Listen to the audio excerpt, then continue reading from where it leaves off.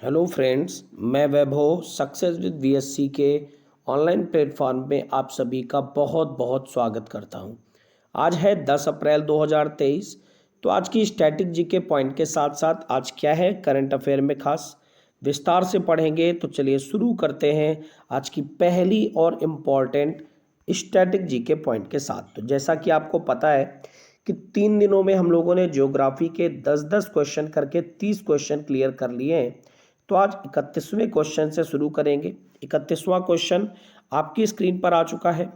निम्नलिखित में से कौन सा स्थान भूमध्य रेखा के निकटतम स्थित है? क्या ऑप्शन है, आइए ध्यान से देखते हैं। ऑप्शन नंबर 1 है केप के मोरे, ऑप्शन नंबर बी है रामेश्वरम, ऑप्शन नंबर सी है Indira point, option number D है इंदिरा कॉल। तो क्वेश्चन यहाँ पर यह है कौन सा स्थान भूमध्य रेखा के निकटतम स्थित है। तो इसका सही आंसर क्या होगा? इसका सही आंसर होगा ऑप्शन नंबर सी। कौन सा? इंदिरा पॉइंट। न्यूज़ पहला पॉइंट क्लियर हो गया होगा। चलिए बढ़ते हैं अगले क्वेश्चन की तरफ। अगला क्वेश्चन है भारतीय भूमि का सर्वाधिक उत्तरी भाग क्या है? ऑप्शन नंबर 1 है Indira point, option number B है Parson point, option number C है पिग्मेलियन पॉइंट और ऑप्शन नंबर डी है इंदिरा कॉल। क्या है क्वेश्चन? भारतीय भूमि का सर्वाधिक उत्तरी भाग। तो इसका सही आंसर होगा ऑप्शन नंबर डी यानी इंदिरा कॉल इसका राइट आंसर होगा। मैं जितनी देर में क्वेश्चन बताता हूं उतनी देर में सारे लोग क्वेश्चन का आंसर करने का प्रयास किया करें। बढ़ते हैं अगले क्वेश्चन की तरफ। अगला प्रश्न है भारत का दक्षिणतम स्थान इंदिरा पॉइंट निम्नलिखित में से कहां पर स्थित है? ऑप्शन नंबर 1 है तमिलनाडु, ऑप्शन नंबर बी है केरल, ऑप्शन नंबर सी है लक्षद्वीप या फिर option number D Andaman Nicobar द्वीप समूह। तो इसका सही आंसर होगा option number D Andaman Nicobar द्वीप समूह। बढ़ते हैं अगले प्रश्न की तरफ। अगला प्रश्न है भारत की मुख्य भूमि को रामेश्वरम द्वीप से कौन अलग करता है? तो इसके ऑप्शन क्या है? पाक जल संधि, पंबन चैनल, 10 डिग्री चैनल और 9 डिग्री चैनल। तो क्वेश्चन है भारत की मुख्य भूमि को रामेश्वरम द्वीप से अलग कौन करता है?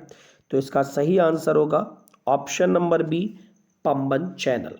उम्मीद करता हूं आपको काफी अच्छे लग रहे होंगे सारे क्वेश्चन। बढ़ते अगले क्वेश्चन की तरफ। अगला क्वेश्चन है एडम्स ब्रिज यानी आदम का पुल कौन दो देशों के बीच में स्थित है? ऑप्शन है भारत और पाकिस्तान, भारत और बांग्लादेश, भारत और श्रीलंका, भारत और म्यांमार। तो इसका सही आंसर होगा ऑप्शन नंबर सी भारत और श्रीलंका के बीच में बना हुआ है। पढ़ेंगे अगले प्रश्न की तरफ। अगला प्रश्न है निम्न द्वीपों के युग्मों में से कौन सा एक अंश जलमार्ग द्वारा आपस में पृथक किया जाता है? यानी 10 डिग्री चैनल द्वारा कौन सा द्वीप पृथक किया जाता है? तो यहाँ पर एक एक पॉइंट को बहुत ही अच्छे से हम लोग क्लियर करेंगे। तो ध्यान से देखते जाइए। 10 डिग्री चैनल द्वारा कौन सा अलग किया जाता है? तो इसका सही आंसर क्या होगा? इसका सही आंसर होगा ऑप्शन नंबर ए अंडमान और निकोबार। उम्मीद करता हूँ प्रश्न आपको काफ़ी अच्छा लगा होगा। बढ़ेंगे अगले क्वेश्चन की तरफ। अगला क्वेश्चन क्या है? अगला क्वेश्चन है डंकन पास किसके बीच में स्थित है? तो इसके ऑप्शन है उत्तरी अंडमान और मध्य अंडमान, दक्षिणी अंडमान एवं मध्य अंडमान, दक्षिणी अंडमान एवं छोटा अंडमान, कार निकोबार एवं छोटा निकोबार। तो क्वेश्चन ये है डंकन पास किसके बीच स्थित है? तो इसका सही आंसर क्या होगा? इसका सही आंसर होगा दक्षिणी अंडमान और छोटा अंडमान। पढ़ेंगे अगले प्रश्न की तरफ। अगला प्रश्न है दीव एक द्वीप है, कहाँ पर स्थित है? ऑप्शन है दमन के तट पर, गोवा के तट पर, गुजरात के तट पर या फिर महाराष्ट्र के तट पर। तो इसका सही आंसर होगा ऑप्शन नंबर सी यानी दीव जो है एक द्वीप है और गुजरात के तट पर स्थित है। बढ़ेंगे अगले प्रश्न की तरफ। अगला प्रश्न है श्रीलंका को भारत से पृथक कौन करता है?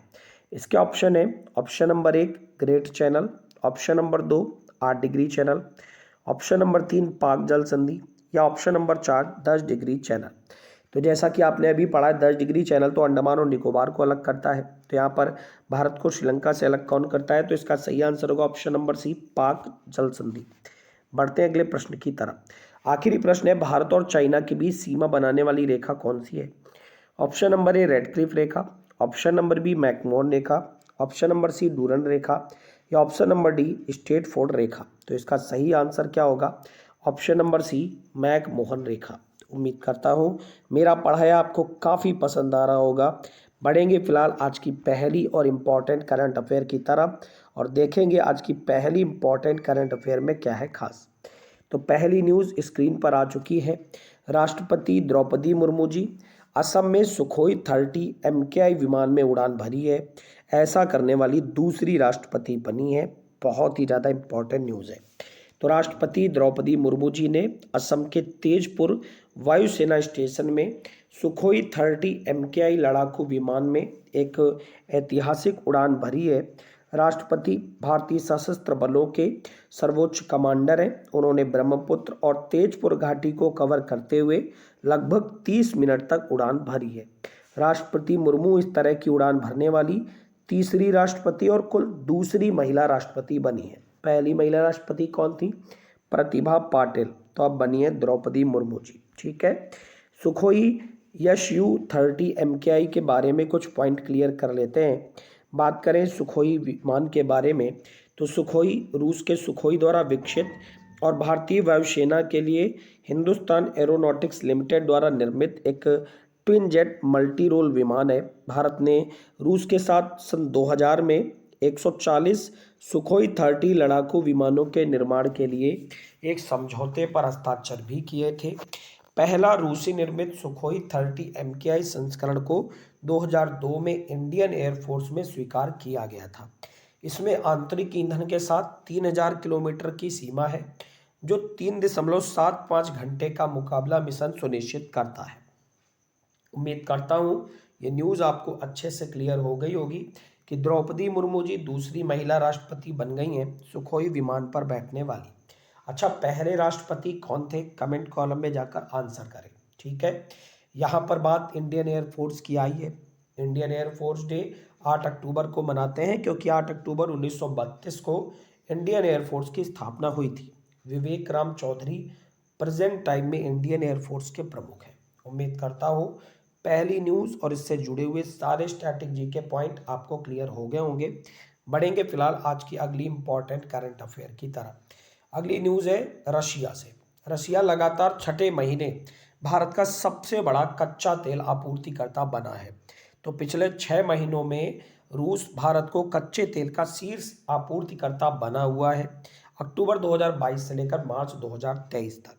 तो ये न्यूज़ इम्पॉर्टेंट है। मार्च के दौरान रशिया ने सऊदी अरब और इराक जैसे पारंपरिक आपूर्तिकर्ताओं को पीछे छोड़ते हुए भारत को 1.64 मिलियन बैरल प्रतिदिन कच्चे तेल की आपूर्ति करी है। रशिया ने मार्च 2022 में भारत को 68,600 बैरल प्रतिदिन कच्चे तेल की आपूर्ति करी थी और अब 1.64 मिलियन बैरल प्रतिदिन। तो याद रखिएगा गाइस, इंपॉर्टेंट न्यूज़ है। रशिया की राजधानी मॉस्को है, दुनिया का सबसे बड़ा क्षेत्रफल वाला देश भी है।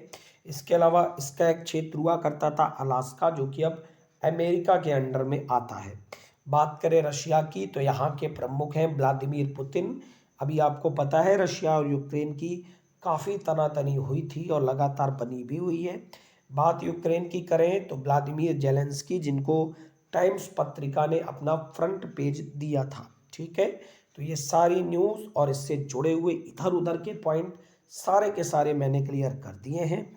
बढ़ेंगे अगली न्यूज़ की तरफ। अगली न्यूज़ है इंडियन प्रीमियर लीग से। आपको पता है IPL चल रहा है इस टाइम, है ना, और IPL में कल तो गजब ही हो गया। जितने भी क्रिकेट प्रेमी हो उन्होंने देखा होगा, भारत के एक खिलाड़ी हैं जो कि कोलकाता नाइट राइडर्स टीम से खेल रहे थे, रिंकू सिंह, जिन्होंने सबसे बड़ा चेस किया है क्रिकेट इतिहास का। आखिरी ओवर में जीतने के लिए 30 से ऊपर रन चाहिए थे और रिंकू सिंह ने आखिरी 5 गेंदों में 5 छक्के लगा करके रिकॉर्ड बना दिया। और किस पर छक्के लगाए? तो ये भी भारत के ही थे, यश दयाल, जो कि गुजरात टाइटंस की टीम से खेल रहे थे। तो ये सारे नाम आपको याद रखने हैं। और कल के ही क्रिकेट में राशिद खान ने हैट्रिक भी ली थी। ये सारे पॉइंट आपको क्लियर रखने हैं। बहुत ही इंपॉर्टेंट इंडियन प्रीमियर लीग होता है क्योंकि इससे जुड़े हुए क्वेश्चन हर साल एग्जाम में आते हैं। ठीक है, और दूसरा जो मैच हुआ था उसमें शिखर धवन साहब ने भी बहुत ही ज़बरदस्त रिकॉर्ड बनाया था। क्या बनाया था रिकॉर्ड?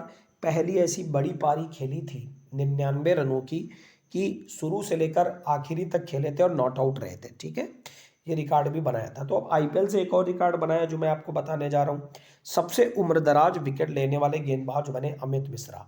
तो लखनऊ सुपर जायंट्स टीम से खेल रहे हैं leg spinner Amit Mishra. IPL 2023 में विकेट लेने वाले सबसे उम्रदराज गेंदबाज बन गए हैं। इसके अलावा बात करें तो सबसे अधिक 3 बार हैट्रिक भी इन्होंने ही ली है। ठीक है, अब तक 168 विकेट ले चुके हैं आईपीएल के अंदर, याद रखिएगा।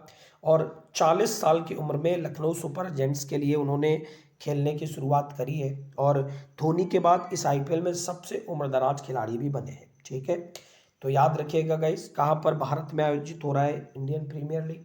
अभी चल रहा है, अभी 14 मैच हुए हैं, इसका फाइनल मई में होना है। ठीक है, बढ़ते फिलहाल अगली न्यूज़ की तरफ। अगली न्यूज़ में क्या है खास? अगली न्यूज़ है सब्बी सुब्रमण्यम यूके के आरएफ के वारंट ऑफिसर नियुक्त हुए हैं। तो भारतीय मूल के सब्बी सुब्रमण्यम को यूनाइटेड किंगडम की रॉयल एयरफोर्स के वारंट ऑफिसर के रूप में नियुक्त किया गया है। भूमिका में आरएएफ कर्मियों से संबंधित मामलों पर वायुसेना प्रमुख को सलाह देना शामिल होगा। सुब्रमण्यम ने वारंट ऑफिसर जैक अल्परट से पदभार ग्रहण किया है। 2021 में उन्हें यूनाइटेड किंगडम स्पेस कमांड के उद्घाटन कमांड वारंट ऑफिसर के रूप में नियुक्त किया गया था। तो न्यूज़ क्लियर रखिएगा, सब्बी सुब्रमण्यम जो कि भारतीय मूल के हैं और यूनाइटेड किंगडम के आरएएफ के वारंट ऑफिसर नियुक्त हुए हैं। न्यूज़ क्लियर है, बढ़ेंगे अगली न्यूज़ की तरफ। अगली न्यूज़ है फ्रांसीसी बहुराष्ट्रीय अभ्यास ओरियन में भाग लेने वाले भारतीय राफेल बने हैं। तो भारतीय राफेल जो कि फ्रांस की ही टेक्निक है, भाग लेने जा रही है फ्रांसीसी बहुराष्ट्रीय अभ्यास ओरियन में।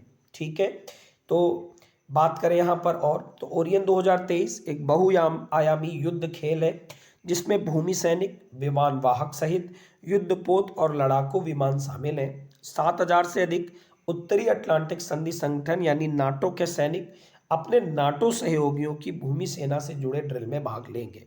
अब यहाँ पर नाटो से बात आई है तो आइए कुछ नाटो से रिलेटेड पॉइंट क्लियर कर लेते हैं। 29 यूरोपीय और 2 उत्तरी अमेरिकी राज्यों के बीच एक अंतर सरकारी सैन्य गठबंधन है। इस संगठन ने 4 अप्रैल 1949 को वाशिंगटन डीसी में हस्ताक्षर किए और उत्तरी अंटार्कटिक संधि को लागू किया। संगठन का आदर्श वाक्य है परामर्शित मुक्ति में दुश्मनी, यानी लैटिन में इसे कहते हैं विचार विमर्श में एक मन अनफिट। महासचिव हैं जेम्स स्टोल्टेनबर्ग। स्थापना 4 अप्रैल 1949 को हुई थी। मुख्यालय ब्रुसेल्स बेल्जियम में पड़ता है। बढ़ेंगे फिलहाल आज की अगली न्यूज़ की तरफ। अगली न्यूज़ इसी तरीके से ही है। भारतीय नौसेना में मुंबई में अपतटीय सुरक्षा अभ्यास प्रस्थान का आयोजन किया है। तो भारतीय नौसेना ने तेल उत्पादन प्लेटफार्मों में होने वाली आकस्मिकताओं को नियंत्रित करने के लिए अपतटीय सुरक्षा अभ्यास प्रस्थान का आयोजन किया है। वर्तमान अभ्यास मुंबई बंदरगाह से लगभग 30 किलोमीटर दक्षिण पश्चिम में ग्रेट ड्रिल छाया प्लेटफॉर्म पर आयोजित किया गया था। अभ्यास के लिए भारतीय नौसेना, भारतीय वायुसेना, भारतीय तटरक्षक बल के कई जहाजों और हेलीकॉप्टरों को तैनात किया गया था। बात यहाँ पर भारतीय नौसेना से आई है तो कुछ इंपॉर्टेंट फैक्ट भारतीय नौसेना के बारे में जान लेते हैं। भारतीय सशस्त्र बलों की समुद्री शाखा है। भारत का राष्ट्रपति भारतीय नौसेना का सर्वोच्च कमांडर होता है। नौसेना के अध्यक्ष एक 4 सितारा एडमिरल नौसेना की कमान संभालते हैं। मार्च 2023 तक इनके पास 150 जहाज और पनडुब्बियां और 300 विमानों का बेड़ा था। स्थापना 26 जनवरी 1950 को हुई थी, लेकिन 15 जनवरी को इंडियन आर्मी डे मनाते हैं। नौसेना अध्यक्ष हैं एडमिरल आर हरि कुमार। आदर्श वाक्य है शम नो वरुणा। उम्मीद करता हूँ ये न्यूज़ और इससे जुड़े हुए सारे स्ट्रेटेजी के पॉइंट को आपने अच्छे से क्लियर कर लिया होगा। तो अभी पिछली स्लाइड में वायुसेना को जाना था, अब नौसेना को जाना है। तो क्या आप जानते हैं कि वर्तमान समय में सीआरपीएफ के डीजी कौन है? कमेंट कॉलम में जाकर आंसर करें। बढ़ते हैं हम अगली न्यूज़ की तरफ और देखते हैं अगली न्यूज़ में क्या है खास।